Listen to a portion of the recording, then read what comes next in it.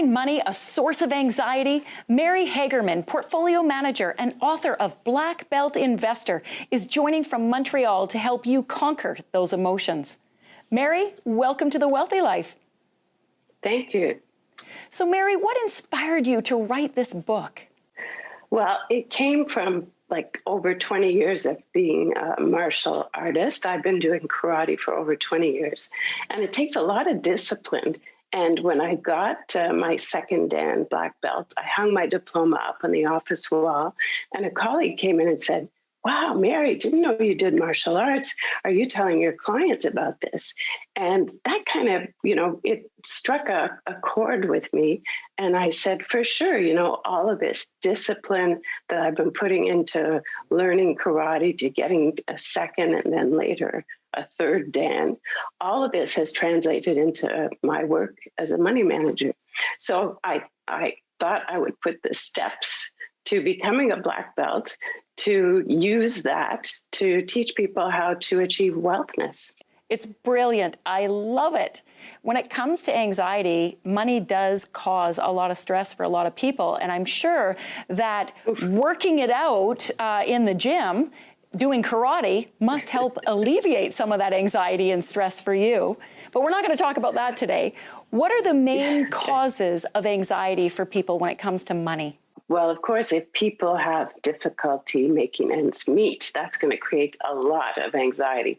But above and beyond that, if it's this feeling that we don't have any control over our financial situation, many people, aren't quite too sure what's coming in. They're not too sure what's going out. They're not quite too sure if they're doing the right thing with the money. That does stick around. And then they're not talking about it. So the uncertainties they have kind of build up and create a lot of anxiety. So money is part of our everyday life and part of many of our decisions. So that anxiety gets translated into a lot of things. So how do people reduce anxiety when it comes to their money? Well, reducing the anxiety comes first and foremost with gaining a sense of control over your money. So what you want to achieve is that you control money and not money controls you. Easier said than done, I think, for a lot of people. And some people prefer to ignore it. Okay, so you take control. And as we say in the martial arts, you can't fight the opponent you do not know or you cannot see. So you have to lay the numbers out on the table and do a bit of homework. So you have to know your budget, have an idea of your budget, of your net worth.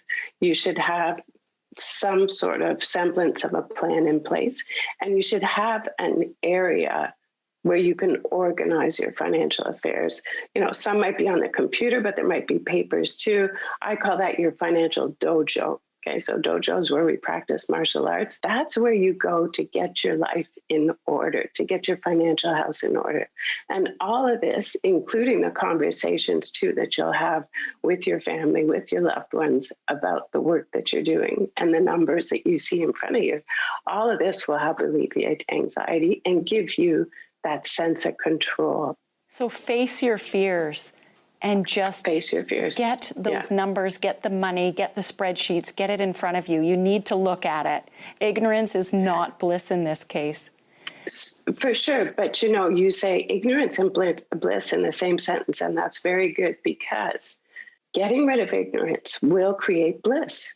That is the meaning of wealthness, okay? So the idea is not that you're on this perpetual treadmill, sorting through your financial affairs and always hating every second of it.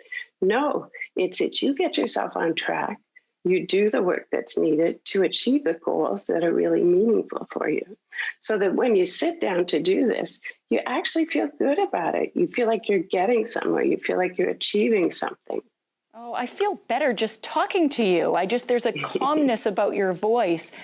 So where can people start? What's one baby step people can take to face their fear right away?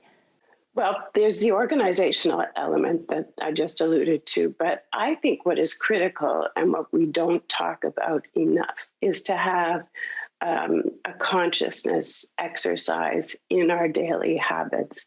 It could be meditation. it could be a sport such as running or yoga that allows us some regular internal introspection. And we have to go deep inside. Why? Because why is an important word. And we have to keep asking ourselves that question. Why am I doing what I'm doing? Why did I do this plan like this? Is this what really makes me happy? And when we answer those questions, when we have, and you can't do that without taking some dedicated time to go deep inside and figure out what's going on, and then talking to loved ones about it.